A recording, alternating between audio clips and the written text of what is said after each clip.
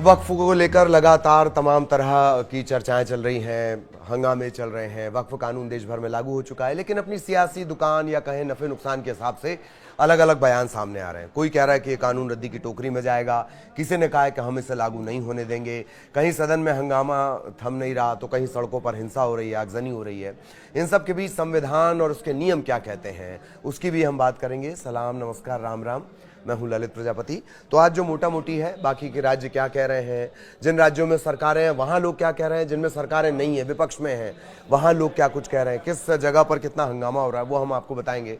लेकिन सबसे पहले बात ममता बनर्जी की कर ली जाए। ममता दीदी, पश्चिम बंगाल की मुख्यमंत्री ममता बनर्जी ने मंगलवार को ये तक कह दिया है कि नया वक्फ कानून पश्चिम बंगाल में लागू नहीं किया जाएगा। बहुत ध्यान से सुनिए, नया वक्फ कानून पश्चिम बंगाल में लागू नहीं किया जाएगा। उन्होंने कहा कि जब तक पश्चिम बंगाल में ममता दीदी हैं, मुस्लिम समुदाय की संपत्ति की रक्षा वो करेंगी।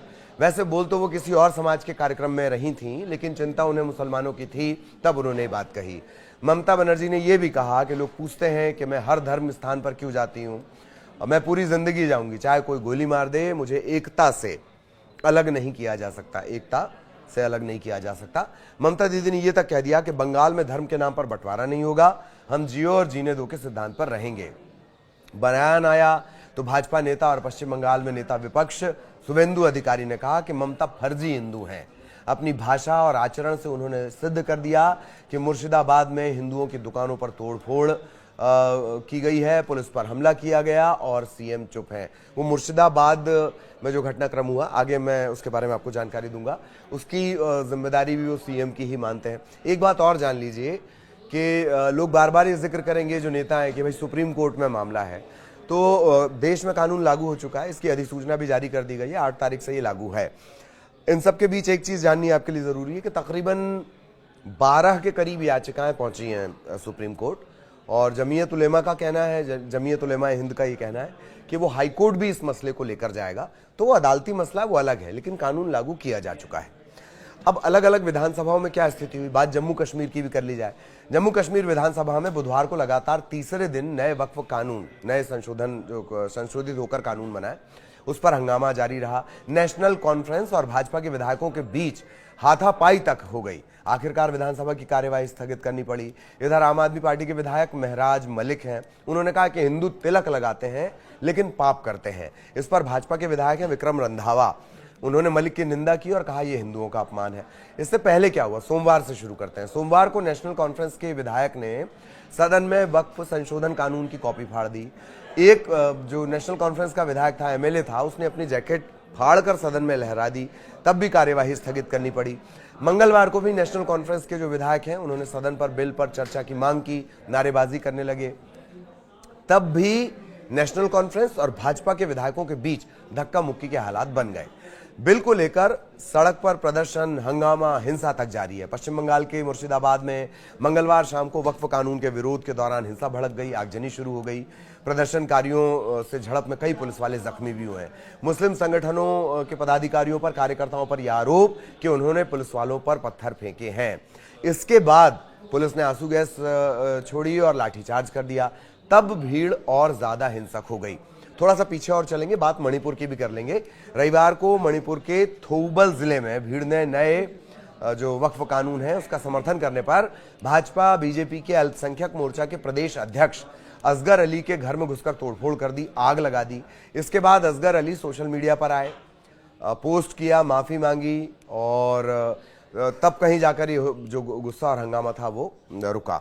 अब जरा बिहार की बात कर ली जाए। बिहार दरअसल चुनाव के मुहाने पर है और विपक्षी राजद इस बिल को कैश करने की फिराक में है, बिल को कैश करने की फिराक में। कानून पर आएंगे बाद में। तेजस्वी यादव विपक्ष के सबसे बड़े चेहरे बताए जा रहे हैं, उस तरह से वो खुद को प्रोजेक्ट भी कर रहे हैं।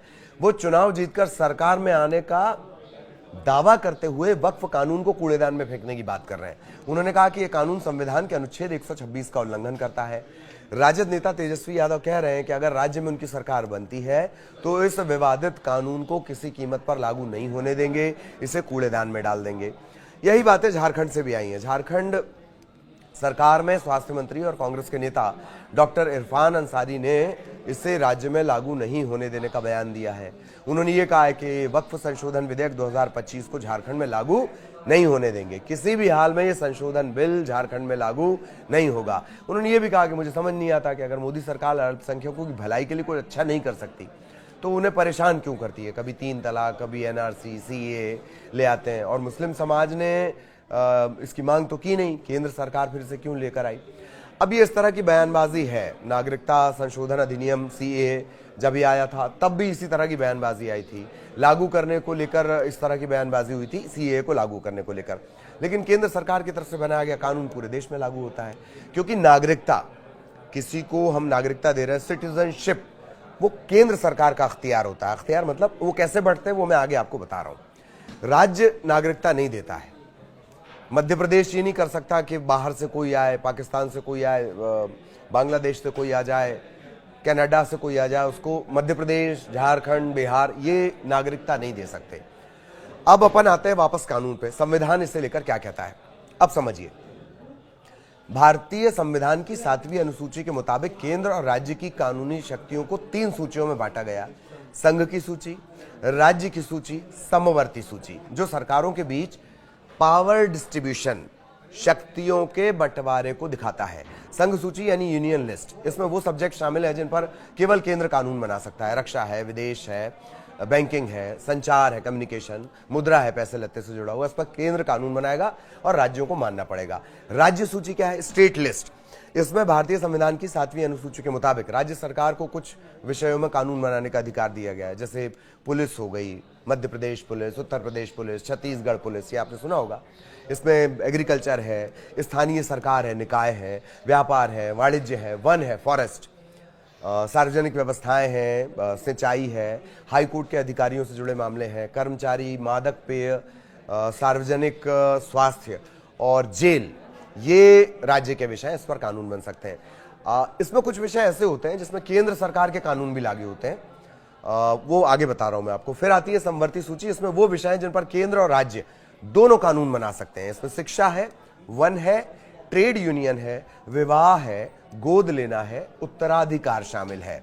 अनुच्छेद 246(3) इसमें यह प्रावधान है कि स्टेट को 7वीं अनुसूची की राज्य सूची में सूचीबद्ध कोई भी सब्जेक्ट, इसके मामले में राज्य या उसके किसी हिस्से के लिए कानून बनाने की विशेष शक्ति मिली हुई है। किसको मिली हुई है, स्टेट को मिली हुई है ताकत। अब सवाल यह आता है कि भाई अगर राज्य और केंद्र दोनों ने एक विषय पर कानून बना लिया तो इफेक्ट किसका होगा, इंप्लीमेंटेशन किसका होगा। दरअसल समवर्ती सूची के विषयों पर दोनों सरकारें कानून बना सकती हैं। अब जैसे शिक्षा है, नई शिक्षा नीति आई थी, ट्रैफिक के रूल्स आए थे, परिवहन नीति की बात आई थी, बड़े भारी भरकम, आपको याद होगा कि उसमें चालान थे। तो शिक्षा पर कानून, शिक्षा की बात करेंगे। अब इस पर कानून बनाते हैं तो केंद्र का कानून प्रभावी होगा।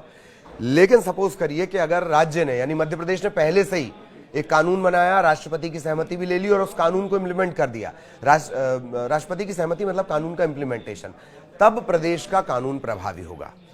वापस धर्म पर आते हैं। भारतीय संविधान की प्रस्तावना में धर्मनिरपेक्ष शब्द 42वें संविधान संशोधन 1976 में जोड़ा गया। इसका अर्थ हुआ कि भारत में धर्म के आधार पर किसी के साथ भेदभाव नहीं किया जाएगा, सबको धार्मिक स्वतंत्रता का अधिकार होगा। संविधान के अनुच्छेद 25 में स्वतंत्रता और धर्म को मानने, उसके अनुसार व्यवहार करने, प्रचार करने का अधिकार देता है। अनुच्छेद 26 धार्मिक मामलों के प्रबंधन की स्वतंत्रता प्रदान करता है। अनुच्छेद जो 27 है वो किसी भी धर्म के प्रचार के लिए टैक्स नहीं देने का अधिकार देता है। 28 क्या करता है, अनुच्छेद 28 कुछ शैक्षणिक संस्थानों में धार्मिक शिक्षा या धार्मिक पूजा में शामिल होने की आजादी देता है, जैसे मदरसे वगैरह होते हैं। भारतीय संविधान की 7वीं अनुसूची में धार्मिक संस्थानों, दान और न्यास, इसे समवर्ती सूची में रखा गया। समवर्ती बोले तो केंद्र और राज्य सरकार दोनों इस सब्जेक्ट पर कानून बना सकती हैं। अब बात करेंगे अनुच्छेद 29 और 30। हम लाइन से चले आ रहे हैं, आपने देखा 26, 27, 28, 29 और 30। धर्म या भाषा आधारित अल्पसंख्यकों को अपनी शिक्षा संस्थाओं की स्थापना और प्रशासन यानी मैनेजमेंट का अधिकार देता है। ये तो हुए नियम कानून। अब वक्फ संशोधन बिल कानून बन चुका है, ठीक। ध्यान रहे कि जिस तरह से 3 तलाक, नागरिकता संशोधन यानी सीएए का विरोध होता रहा, कुछ राज्य सरकारें इसे लागू करने से मना तक करती नहीं, लेकिन ये लागू हुआ। ठीक उसी तरह से वक्फ का जो कानून है वो भी लागू होगा, भले ही राजनेता इससे इतर बयान देते रहे।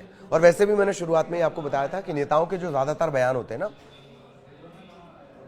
वो वोटर के लिहाज से होते हैं, वोटर के नफे नुकसान के लिहाज से होते हैं, कानून के लिहाज से कम।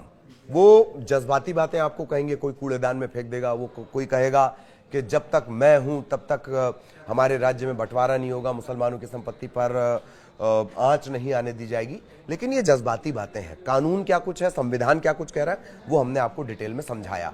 राज्य क्या कुछ इसे लेकर अलग अलग बयान दे रहे हैं, झारखंड में क्या हो रहा है, जम्मू कश्मीर में क्या हो रहा है, वो हमने आपको बताया। बिहार में किस तरह की स्थितियां बन रही हैं वो हमने आपको बताई, और पश्चिम बंगाल के बारे में विस्तार से हमने आपको बताया। आगे भी इससे जुड़े अपडेट आप तक पहुंचाते रहेंगे। फिलहाल चला जाए, नमस्कार।